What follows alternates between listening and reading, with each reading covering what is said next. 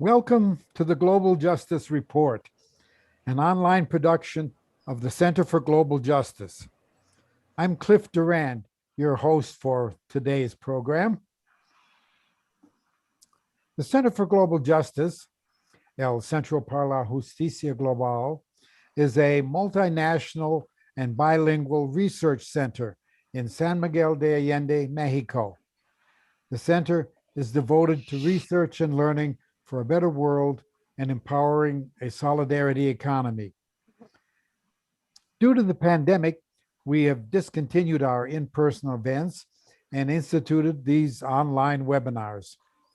Without our previous revenue-generating programs, we now depend on your donations to support these webinars and to be able to continue to pay our Mexican staff. You can donate at our website, www.globaljusticecenter.org. Today's program is a very special one of several that we have been doing and hope still to be doing related to climate change issues. We will be talking today with Cynthia Kaufman. The title is Challenging Power. The Sea is Rising and So Are We. We are at a moment in history where we must choose between the survival of Exxon or the survival of humanity. Climate activist and professor Cynthia Kaufman has responded to this challenge with a handbook to help us in our struggle for climate justice in a sustainable world. Her new book is The Sea is Rising, and So Are We, a climate justice handbook. It's an invitation to get involved in the movement to build a just and sustainable world in the face of forces that challenge our species as never before. Besides her latest book, Cynthia has also written Challenging Power, Democracy and Accountability in a Fractured World. Earlier, she had published Ideas for Action, Relevant Theory for Social Change, as well as Getting Past Capitalism, History, Vision, and Hope. We first met her a few years ago, shortly after the publication of that book, Getting Past Hope, when she participated in our 2014 conference, Moving Beyond Capitalism. The theme of that conference and the book, as well as her book, are very much interconnected. Well, it's a pleasure to have you back with us again at the Center for Global Justice, Cynthia. And let me turn the floor over to you and invite you to tell us about your new book. All right, thanks so much, Cliff.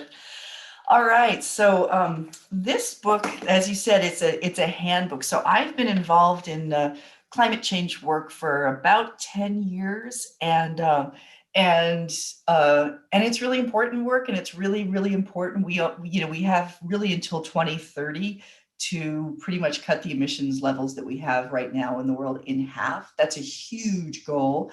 If we do achieve that, I think the planet will be livable for our species, and if we don't, it won't be. So we really are at a dire moment where there's not much time left.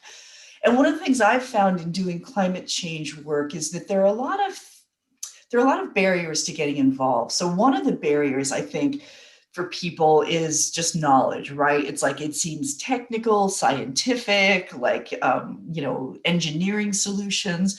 And what kind of policies do you need to have? So I wrote the book partly to just give it like, here's one place you want to get involved in the climate movement. Here's everything you need to know, beginning to end. So that's the main purpose of the book. And one of the things I also think is a barrier for people getting involved is a kind of sense of hopelessness, right? As kind of a sense that, and I think there's more and more stuff coming out from people saying, for a while it was sort of like, there was a tremendous amount of denial, like, the official climate denial folks, based on the sort of the disinformation put out by the fossil fuel industry, but also a kind of a just like, oh, this is so horrible, I just can't face it kind of denial. And we're seeing now emerging almost like from denial to fatalism, like, oh, I guess it's happening, I guess it's terrible, I guess we're just screwed, so let's just accept that and kind of enjoy the ride. Or and there were articles starting to emerge about that. And the truth is, we're in a really dangerous situation. The world will certainly be technically, or what can I say, in terms of our climate, will be more dangerous and terrible no matter what we do. Species will go extinct, hurricanes will happen, people will die, like those things will happen no matter what. But what we do is hugely consequential. In other words, if we do get off fossil fuels and away from agribusiness, and I want to sort of name those as like the two major bad guys. If we get completely off fossil fuels and we stop the kind of wasteful and destructive forms of main forms of agriculture we have within the next 10 years, we will have a decent world. And actually that world will be a better world.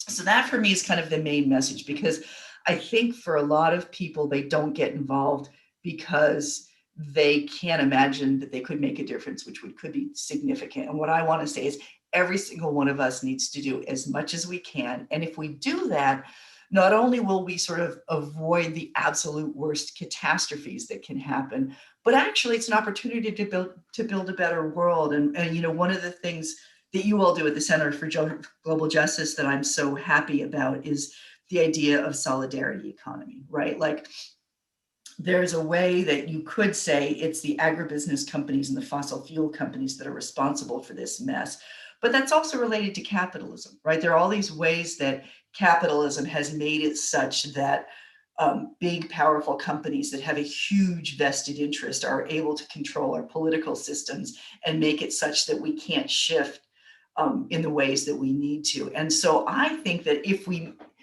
it's not like we need to wait to get past capitalism to solve the climate crisis. But I do believe that in solving the climate crisis, we also push back capitalism and have a less capitalist society.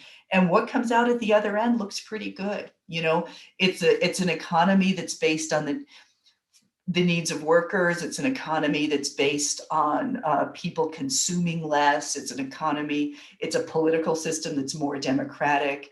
It's a world that takes people's needs seriously and is a more humanistic world. So one of the things I want to hold out in this book is that it's a really positive message that get involved in this movement. It's going to be fun, interesting, engaging. You're going to feel like life matters. You're going to get over your climate grief, because if you sit back and say like, oh my God, the world is going to hell in a handbasket and nobody's doing anything, that's a pretty terrible place to be. Whereas if you're involved in the climate movement, huge changes are afoot. Changes are happening in every sector of the economy. They're actually happening quite quickly, but we also need people to work to make them go quicker enough to avoid the sort of the worst of the disaster. And that work helps us build a tremendously better world for everybody. So that's the basics of the book. It's very accessible. It's very readable. I would say there's nothing original in the book, but I've got sort of a chapter on climate messaging. I've got a chapter on what are all the things happening in the world right now that really are making the transition happening. There's sort of huge transformations going on.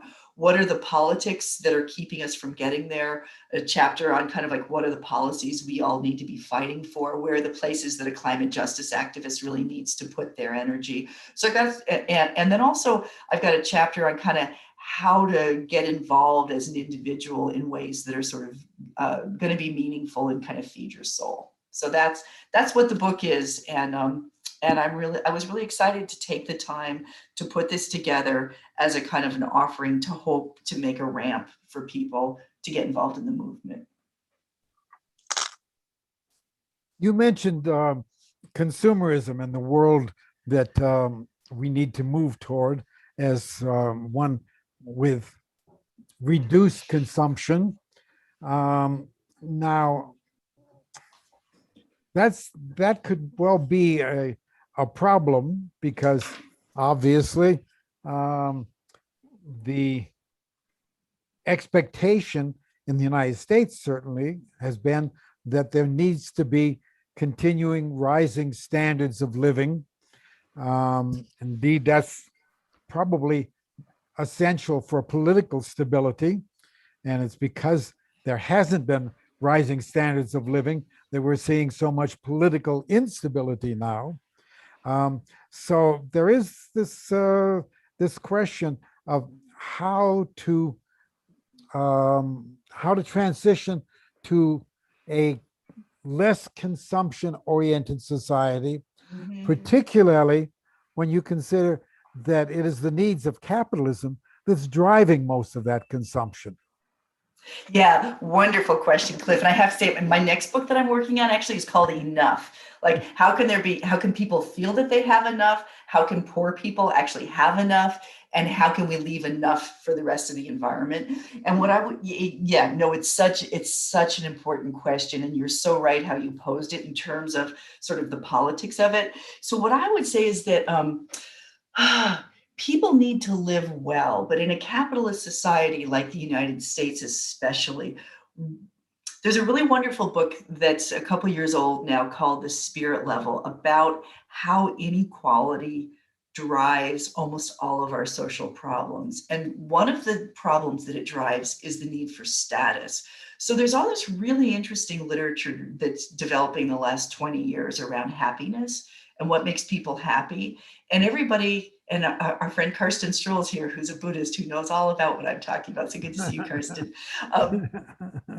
So it's become very clear that consumerism doesn't make people happy, right? And when you live in an unequal society, people need a bigger house because they feel bad if their house is smaller than their neighbors. House sizes in the United States have doubled in the last 50 years, but the level of happiness hasn't gone out. Turns out you're actually not happier in a bigger house, but you're happier if your house is bigger than your neighbor's house, right? And so one of the really crucial parts of getting to a sustainable society actually is tackling inequality, right? And so, as long as, Elon Musk and Jeff Bezos are worried about which one is richer than the other, they're each going to need to have bigger and bigger houses and more things, and who's going to space and all that kind of thing. You take away all that extra money those dudes have and you put it into good things, even just you take away their money and burn it, you have a better society. So I'm not saying we should take their money away and burn it. I think we need to tax the hell out of them. And I think that's how you get to where you need to get to. So that sense that people have of kind of like their lives are unhappy, part of it's because they don't have a social safety net. So one of the things we need to do to get to a sustainable society is in the United States, is to have good national health care, is to have, retirement possibilities for people, is to have communities that function. So that when you look at the things we need to do to get to sustainability, there are things like, cities with good systems of public transportation, right? So a good public transportation system solves a whole bunch of different problems. It's, much less greenhouse gas impact. It means a city that sort of leaves fewer stuff for cars. When people get out of their cars, there's more of a sense of community and belonging. And there's huge equity implications, right? A city with really, like New York, where Karsten lives, compared to, the Bay Area where I live, you have great public transportation. I know you all think your subway is terrible, but turns out compared to most of the rest of the world, Mexico City, New York City, subways are fabulous compared to a lot of other places. Then everybody has an equal chance of getting around. So the equity implications are huge. And so that the rich and poor aren't getting around in different ways. And so then so again, you've solved the greenhouse gas problems, but you've also solved some equity problems. So you're building a better society. So, a society with more GDP is a society with more capitalist throughput. It's not a society with more good stuff that people need. And so one of the really important things, and I do talk about this in the book, is the need to stop measuring the success of an economy. And lots of people have done work in this based on GDP, and instead measure society on genuine progress indicator, genuine happiness indicator. There's some other indicators that say, like, are we moving in the direction of a society that works? And if you measure the economy that way, you've moved towards things that a society that works better for everybody, that's also going to be more sustainable in terms of greenhouse gases. You mentioned housing as an example. Um, Perhaps a hopeful sign is the fact that now it's becoming fashionable to build tiny houses. Um, People are looking to live in smaller spaces. And I think this is becoming popular mainly among younger people. But that is a good sign that there are some who are able to get off the consumption treadmill. Yeah, but boy, you talk about, so I live in the, San Francisco Bay Area in California, USA, and we have a tremendous housing crisis, and yet there are more houses in the Bay Area than there are people who need them, right? There are tremendous amounts of homes which have bought by speculative capital and are empty.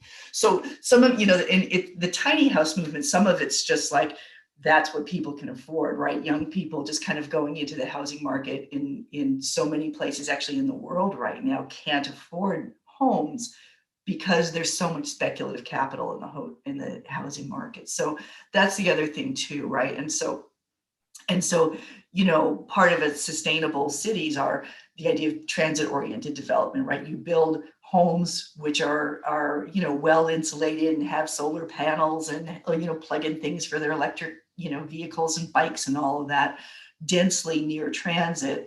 And you have the joy of a functioning city as opposed to the suburbs. I mean, I think that suburbs are, there's so much interesting history that's coming out, and more popularity now. People are learning about just how racist suburban development is, right? But it's, the idea that white people would move in the United States to suburbs and would have gigantic homes and no sense of community, and then they become perfect consumers, right?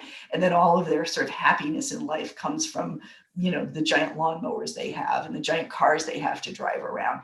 It's a form of life which is actually soul killing, which actually does not lead to happiness and is tremendously wasteful. So yeah, housing too, right? That all of it. So it's actually one of my messages in the book, and I really believe this, that that we don't have to sacrifice anything, right? To get to sustainability, there is no sacrifice. There was a sort of a time when the environmental movement was very much like, oh, I'm going to keep my house cold and I'm going to suffer by riding on terrible buses and I'm going to, do without the things that other people have that make them happy. And there was a kind of a hair shirt kind of a, martyrdom that environmentalists had. And that's not good for the movement because it's very unattractive. Right. So part of my message is, and I, like I said, I really do believe this, there is no sacrifice in sustainability, because we end up with communities that are more equitable, that are cities that are more joyful and more full of life. We don't have empty, meaningless suburban existence. We have existence in community with others. Yeah, I mean, I would say pretty much happiness does not come from a bigger house. It's actually harder to keep clean. Like, I don't understand why anybody would want a big house. So I actually think that when we really look at what makes us happy, a sustainable world has much, much, much more happiness than the kind of consumer nightmare we live in right now. Can we talk a bit about the Green New Deal? Sure. I mean, Bernie and other progressives have been advocating that, but and some elements of that seem to have made their way into Biden's infrastructure proposal, with a what, $2 trillion budget, but he's been negotiating, and it trimmed down to something like $1 trillion now, and not sure that even that will stand a chance of passing. So meanwhile, Bernie's gone back to the drawing boards and is coming up with, I think it was a $6 trillion infrastructure plan. What do you think are the chances of some kind of an infrastructure plan that has a significant green energy component? Yeah, I think the green energy component is probably there. I think one of the things that's been hard the softer things in it, the support for childcare and, you know, those kinds of things. Look, one of the things I love about the Green New Deal is that it's a concept that is adequate, right? And so, you know, and there's another piece, which is the idea of a global Green New Deal. So I think those are really important concepts because it basically is a roadmap for how to get there. And, you know, the world needs to stay at 1.5 degrees Celsius of warming. And everybody knows that, and we need to cut emissions in half globally by 2030. There's something I love about the simplicity of those things. And then the new Green New Deal, it's a philosophy, and what it says is we need to get there without leaving anybody behind. And so that means we need things like, the reason we need national health care in the United States is people are stuck to a job if a healthcare comes from a job. And, you know, and so it has all those elements. And for example, it also needs retraining, you know, so the idea of a just transition. We're not going to leave the oil workers behind. We're going to come up with something that makes it such, again, that there are no sacrifices for anybody. I mean, whether or not, you know, I mean, US politics, right? I have to say that the Democrats have done pretty much as good a job as they can with the hand that they've been dealt, you know, but the hand they've been dealt is really hard because it includes a bare majority that includes some right-wing Democrats who won't go along. So that's hard.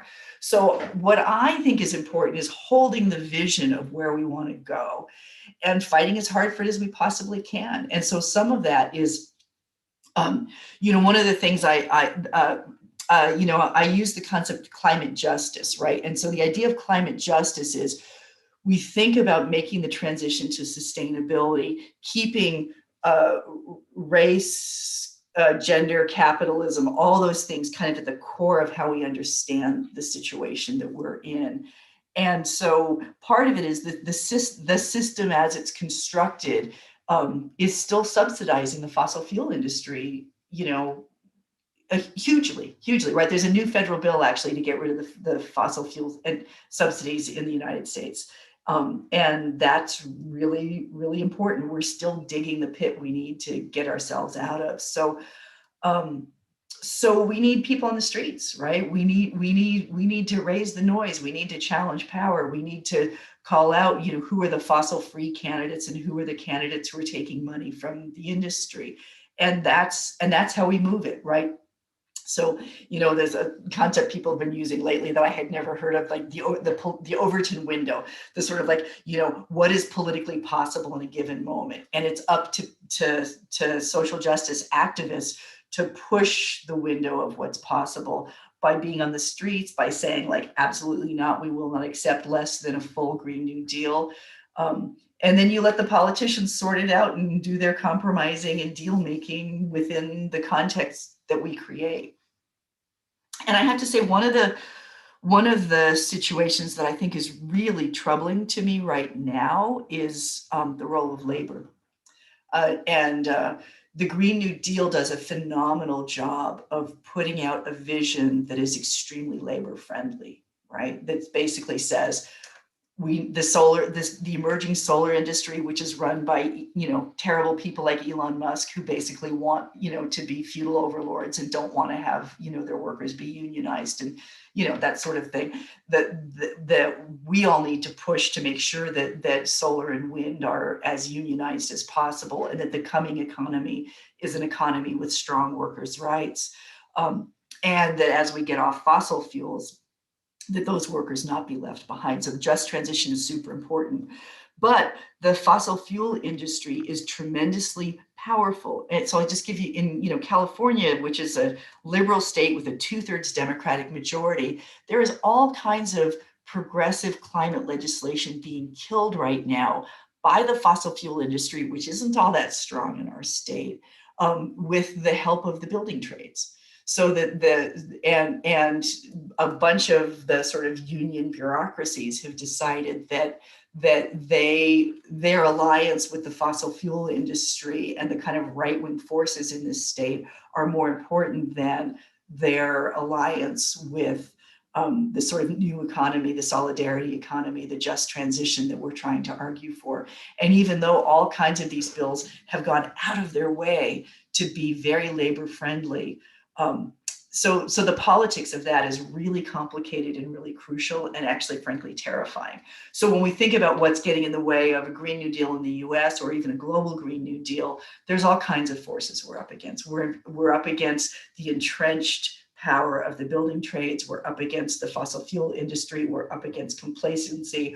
We're up against the sort of technocratic elite that basically say, let us solve these problems with technical solutions and don't worry your pretty little head about it. So there's all these different things we're up against, and we need, as kind of climate justice activists, to just push as hard as we possibly can on every single one of those fronts.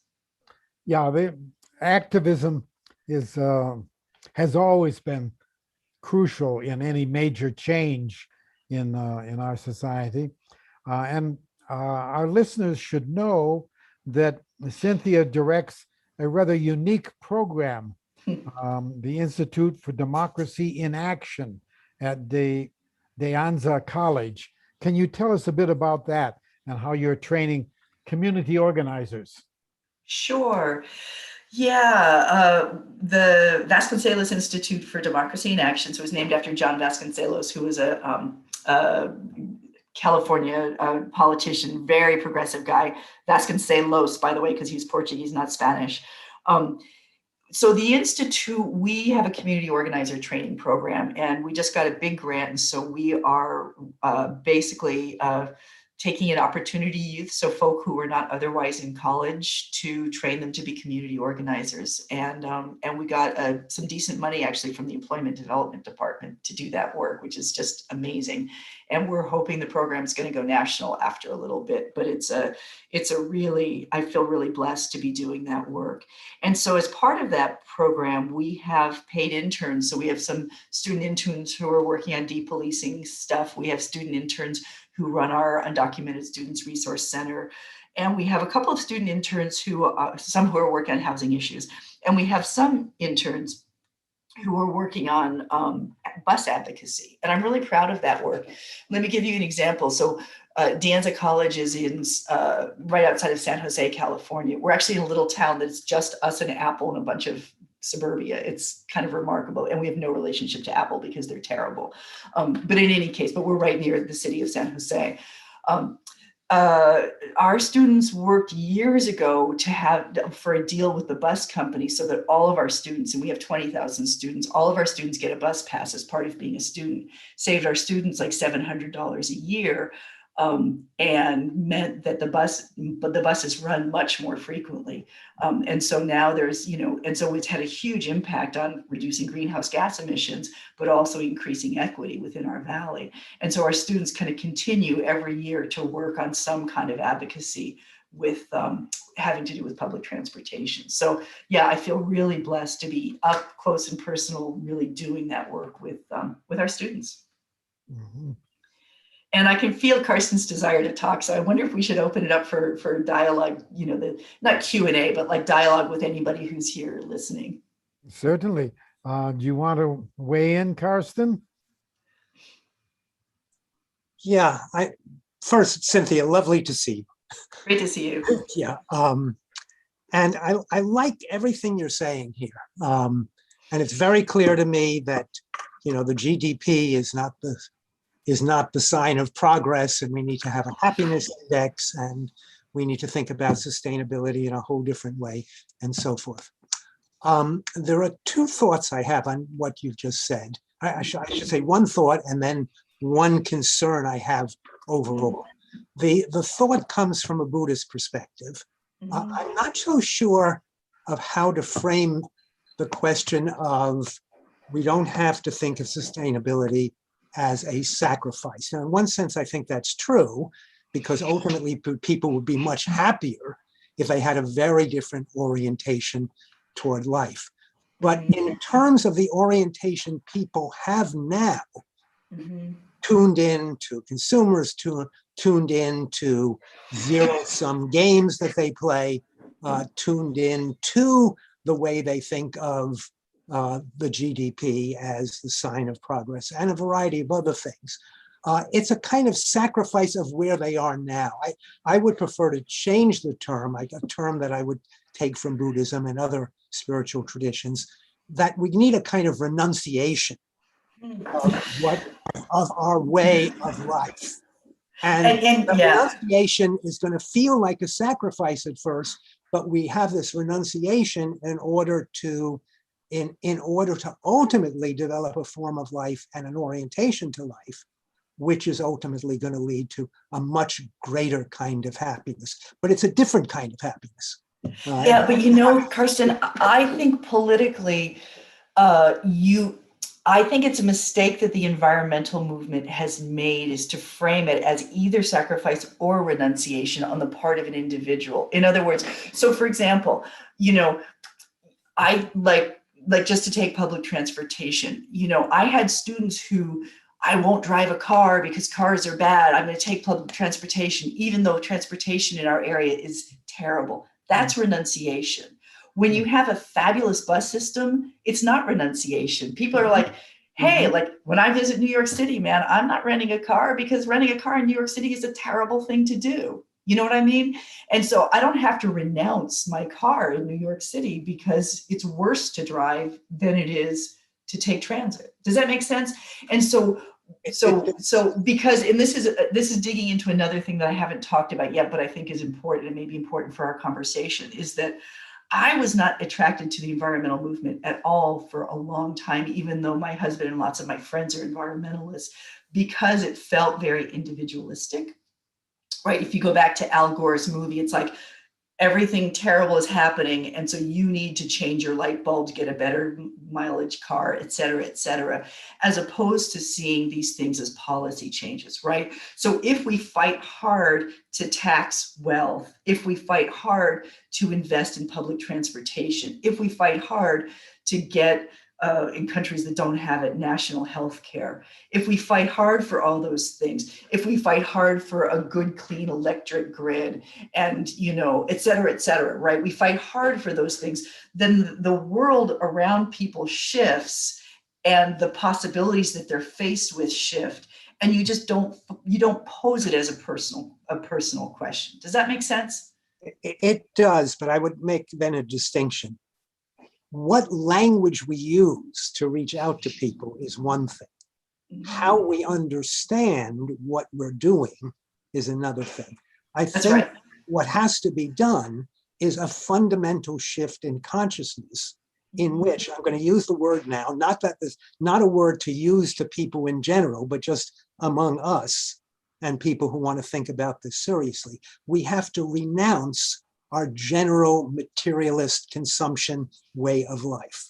Right. But we talk about that. Right. But what I want to do, even with us, is I want to talk about this beautiful, sustainable world that I see. And actually, I do see it, right? Like 20 years ago, or like, I'm 61. I first got involved in social politics, justice politics when I was 20 in 1980. I couldn't see it, right? The Zapatistas helped me see it. I now see it. And I think most of us now, like, I see what that sustainable world is, right? We're living in cities or in countryside, but we're not, the suburbs aren't that big of a thing. We have strong community, we have strong social goods, et cetera. We're eating less meat, but that's actually better for your health, right? So what I'm saying is, what I want to do is put out that vision of that sustainable world that actually isn't all that different. Right? It's not like a jump from here to there. It's not that socialist revolution that we couldn't quite imagine. Well, that leads me to my other concern. Okay. Which comes from the Marxist perspective. Since I consider myself a Buddhist Marxist. Me too. Something like that. Makes perfect sense to me. So from that perspective, I see, while the Green New Deal is certainly going to help things, I don't think it's sufficient as long as we have global capitalism, because the imperative for growth, the imperative for using the earth as resources for profit and a variety of other things is still going to be there. And global capitalism has very strong imperatives and very strong ideological mechanisms to make that happen. So what that leads me to believe is, unless we are able to dismantle global capitalism fundamentally, we're not going to be able to do enough. And now Yeah. a pessimistic idea. We have a tiny window of opportunity. In the past, the Marxist position has been, well, we won't have the revolution this year. Maybe we won't have it in 20 years. Maybe we won't have it in 100 years, but eventually the mole will come through. Well, we don't have that time. We have to dismantle, we either have to dismantle global capitalism in the next 15 to 20 years, or we are really fucked. Yeah, I And have it's a not more, clear to me that we're going to be able to do that. yeah, To try. but you know what, Carson, and this is my book, Getting Past Capitalism, and Cliff's edited volume that came out of the conference, Moving Beyond Capitalism, I think answers that question, right? Which is, it's like, yes, all those imperatives are there. The reason we're in the situation we're in is because globally, so many processes are driven by the pursuit of profit with no accountability, right? Like, that's true. And my belief is I said this earlier, it's like, as we go through moving toward a sustainable world and challenging the things that are getting in the way, we have less rather than more capitalism. And so to not think, one of the mistakes I think of traditional Marxism is to think of it as an either or, that we have a revolution to overthrow capitalism, take the machine and flip it on its head, or we're stuck with it, or it's gone, as opposed to a more and less. And so, like, look what's happening with, what should have happened at the G7 meeting that could have happened, is like, so just like to take the COVID crisis and the sort of the global vaccine crisis, the reason the world isn't all vaccinated, right now is because of the extent to which the pharmaceutical companies are driven by profit and they control political processes. So right now you see an incredible tension with people, even Biden saying we need to get rid of the licensing. That's not because he's an anti-capitalist, but because there's a crucial need that capitalism is getting in the way of.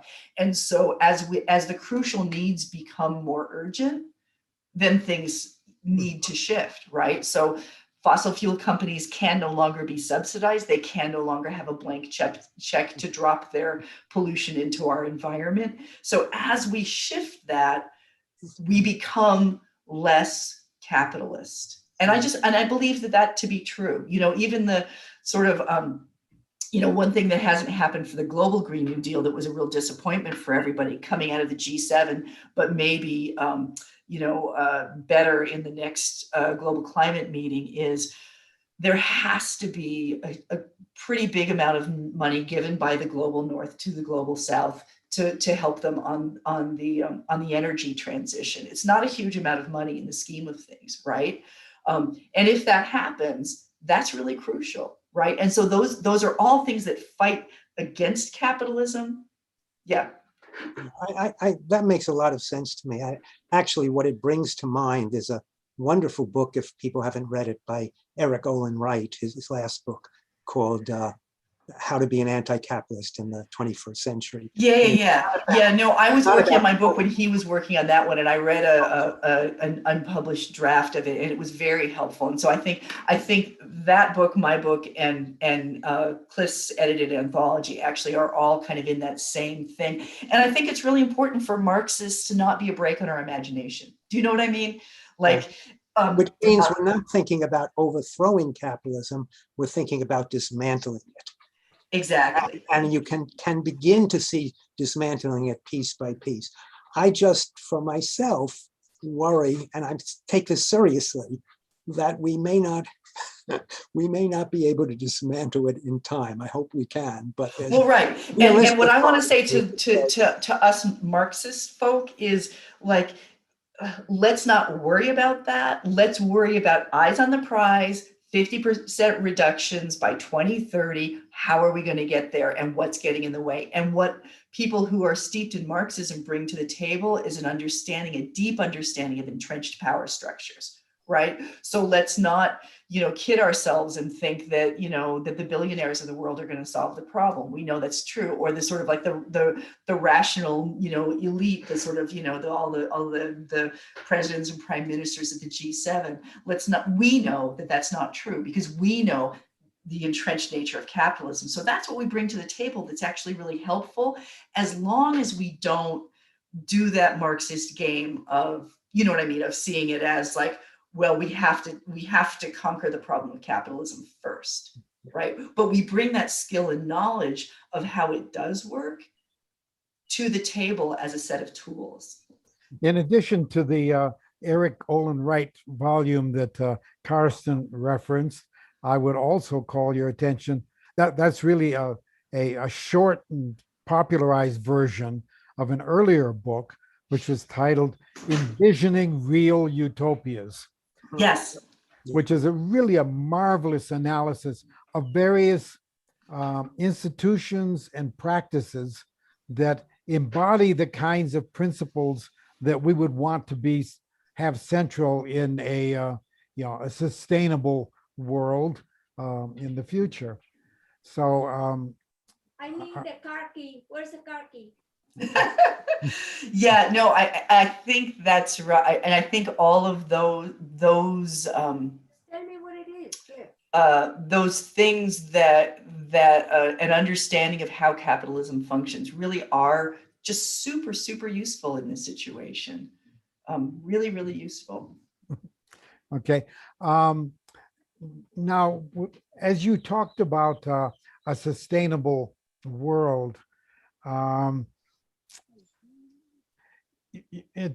of the ways that I understand or think about building toward that is through the creation of collective institutions and Mhm. resources.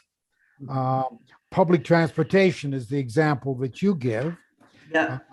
When such collective resources can be provided that meets people's transportation needs, then there's no sense of loss or sense of sacrifice, but actually a sense of convenience and even enrichment of life. Yeah. And Yeah. I think that a good bit of what it is that we need to focus on, especially at the local level, and hopefully this is something that your community organizers will take to heart. We need to think about what common institutions we can build that meet people's needs, Mhm. and not only place less of a demand on the resources of the world and move people away from consumerism, but also help to educate them toward a different kind of consciousness, Mhm. less individualistic and more collective in character. Yeah.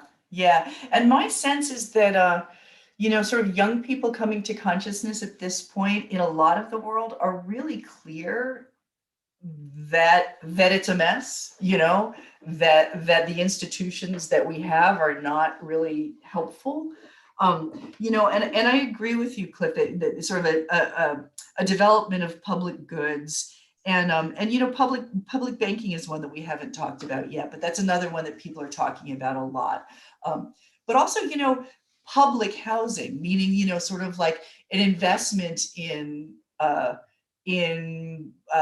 solutions for people to have housing. It doesn't necessarily need to be, large housing estates, though it could be. But the idea of, that neoliberalism really destroyed the public sector and destroyed public goods in every country that had the neoliberal revolution, which is a huge amount of the world, right? And so the idea of building up again, both the state sector, but also the collective sector, so yeah, I think absolutely that's part of that sort of, when we think about that sustainable world that we want to get to, I imagine, again, an end to alienated labor and worker-owned cooperatives and all that sort of thing. But for me, that's not the most urgent thing right now, right? So when we go back to Karsten's point about kind of, what about if and when we solve the climate crisis, we'll be in a much better situation to really solve the rest of the capitalism problem. Do you know what I mean? Like, to really develop political systems which are resilient to accumulations of power, to get rid of alienated labor entirely. But all of that, Ain't got time for that right now. I mean, I know there are people who are working on worker-owned cooperatives now, and more power to them. That's good. But I think the most urgent crises have to do with taking down the power of the fossil fuel industry and the agribusiness industry, and state investment in those kinds of public goods that we need. And the reason public banks are important is so that democratic institutions, can actually decide where resources need to go to develop the kind of public goods we need to have that sustainable world. On challenging the fossil fuel industry, however, how do we do that? When you consider what a major part of the economy they are, and the extent to which the value of those corporations is based upon the fossil fuels that they have in the ground ready to come out. That if they burn, we're screwed. Yes. They count them as Exactly. assets on their books. Exactly. And they need to extract them Yeah. because if it's the value of their stock in a very large measure is based on the fact that they have these reserves ready to draw upon. And if somehow or another, by a legislative miracle, they were forbidden to extract any more, Exxon and BP and the others would collapse with Yeah. major repercussions for the rest of the economy. How do you deal with that? Yeah, no, such a good question, Cliff. And so that's my main activism for the last couple of years has been around fossil fuel divestment. And I just want to back up before I get to the non-collapse part of what you said, because that's really crucial. So if I forget that, remind me. So Bill McKibben wrote a really important piece in 2013 that basically got the whole divestment movement started. And if you go back to 2013, before that time, when people thought about the climate crisis, it was a problem that was everywhere and nowhere, right? Like, oh, I need to recycle more and I need to get a better mileage car. The whole point of fossil fuel divestment is to stigmatize the fossil fuel industry, to take away their social license to run business as usual as normal corporate parts of the community and just get away with it and destroy the planet, right? So we've now been very successful that most people are clear that one of the most significant breaks on movement towards sustainability is the fossil fuel majors, right? So that's huge victory, really important. And then then the next question is, okay, so having done that, having shown that they are the bad guys that they are, and having shown, as you said, that either they remain profitable or the planet succeeds, we cannot have both because what they count as assets that make their stock that valuable is stuff that they cannot use. So they're basically already all bankrupt. So that's given. And if you actually count their asset retirement obligations, in other words, the holes in the ground that they need to kind of close up, and what it's going to cost to do that, they're already bankrupt if you do the numbers properly. So then the hard question that people are just starting to talk about that you mentioned, Cliff, the how to keep them from collapsing, is I think the answer actually is nationalization. I mean, I think that they should be bought, right? And the government should regulate them. And as they start to go bankrupt, it's like when General Motors was starting to go bankrupt during the 2008 crisis in the United States. The United States invested enough to keep them going and didn't put very many strings on. The United States could at that point have taken them over. They could have.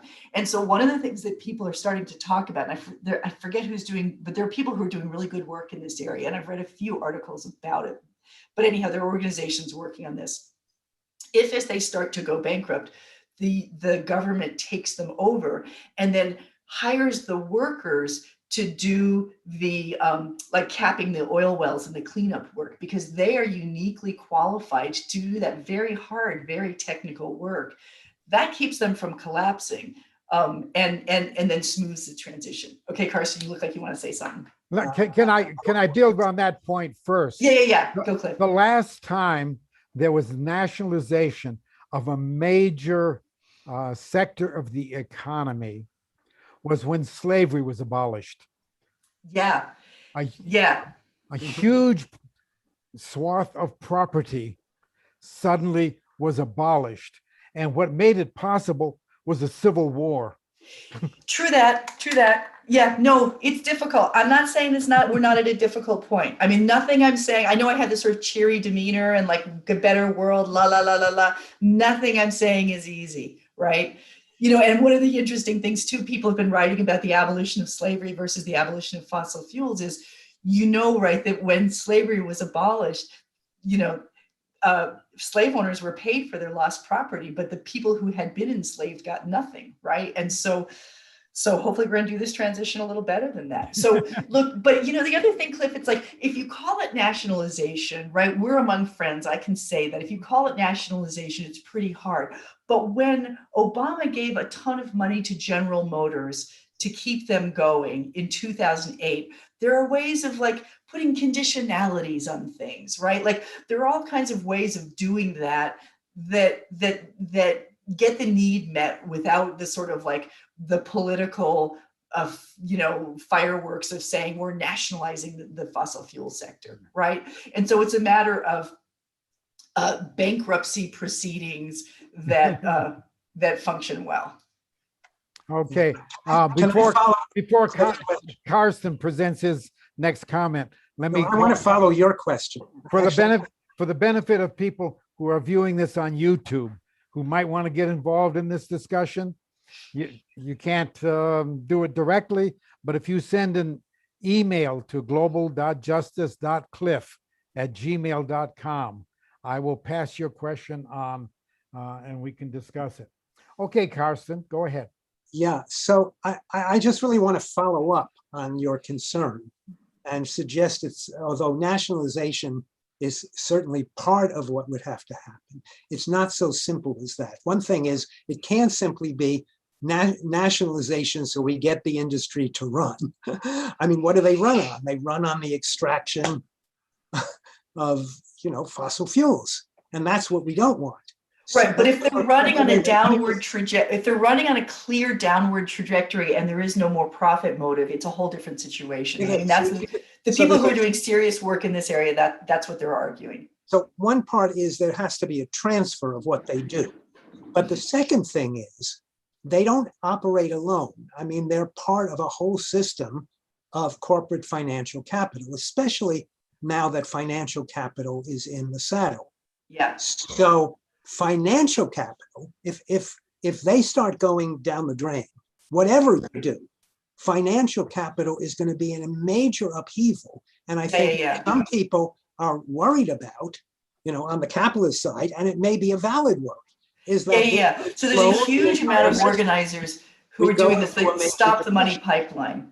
Yeah. Right. So there's a ton of work being done to get the banks to stop investing, and some of the mutual funds are taking their money out, and it's crucially important. Yeah. Mm-hmm. So that has to be done in some sense before they collapse. Yeah, right. But right. But I mean, I think people are pushing on all these things at the same time as kind of as fast as they can.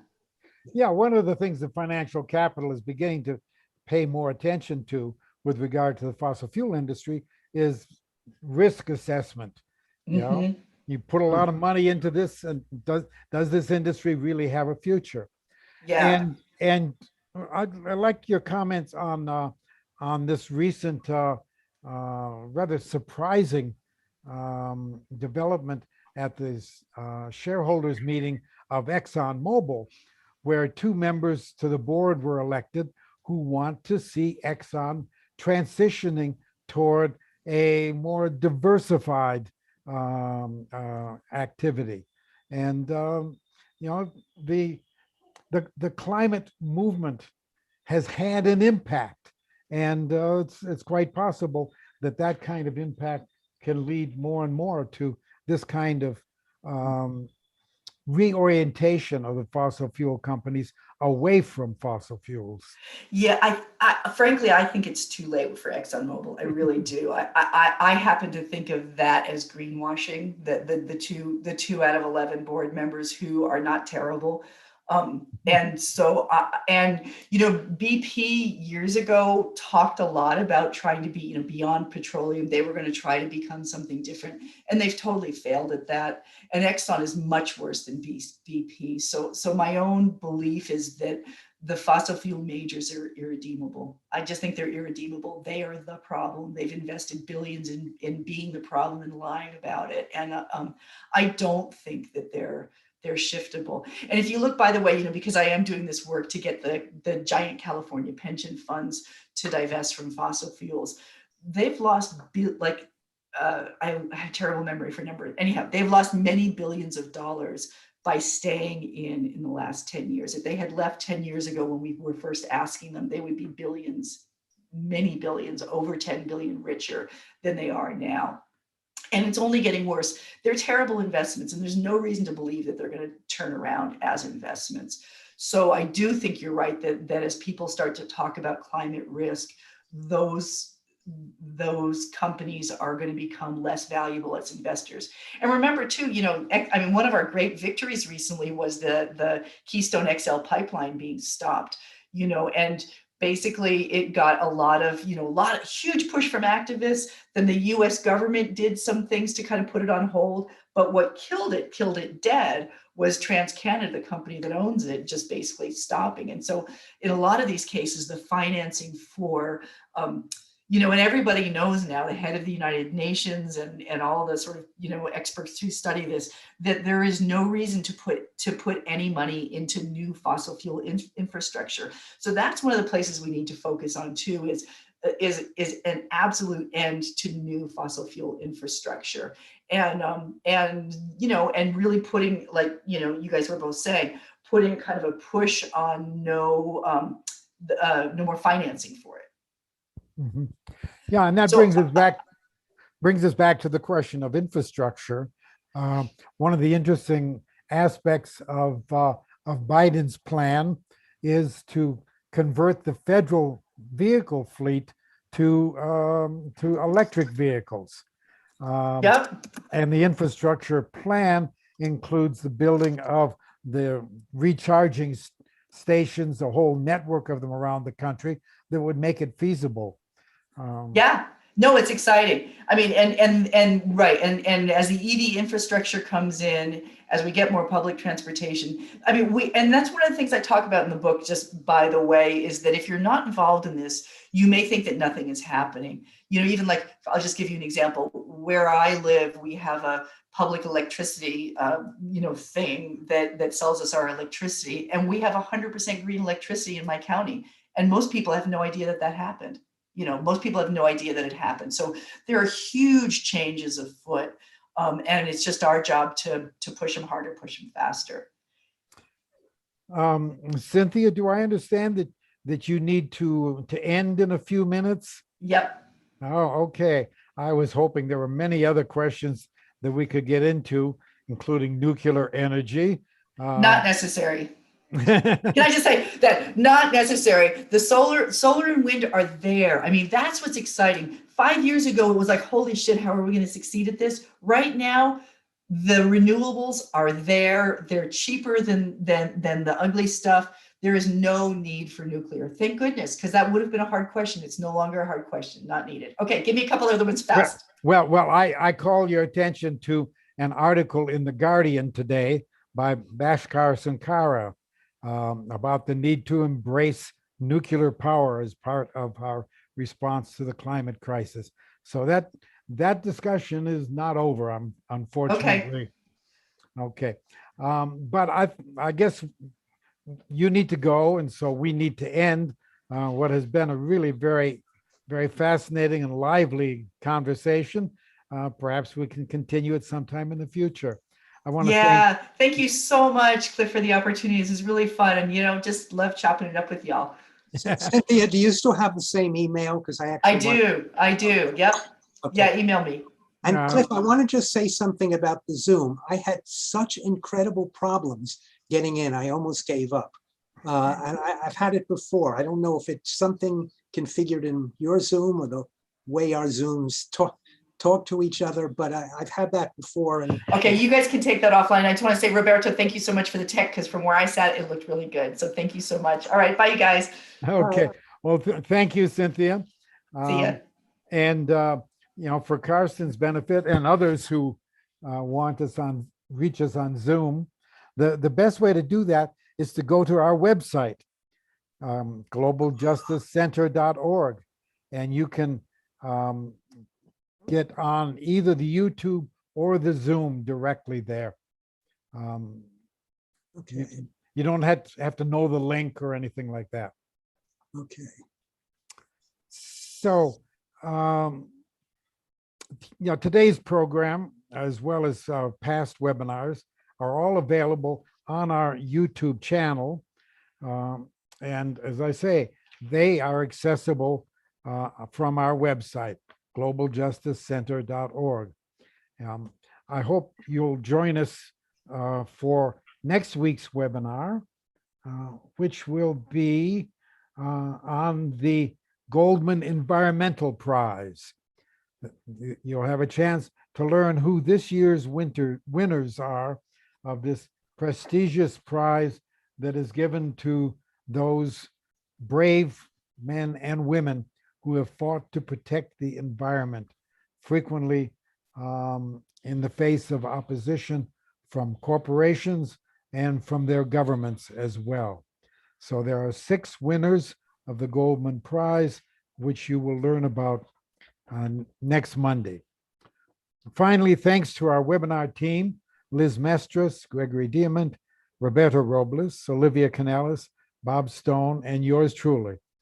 And now, this is Cliff Durand signing off until next Monday. And Roberto, if you want to keep the Zoom room open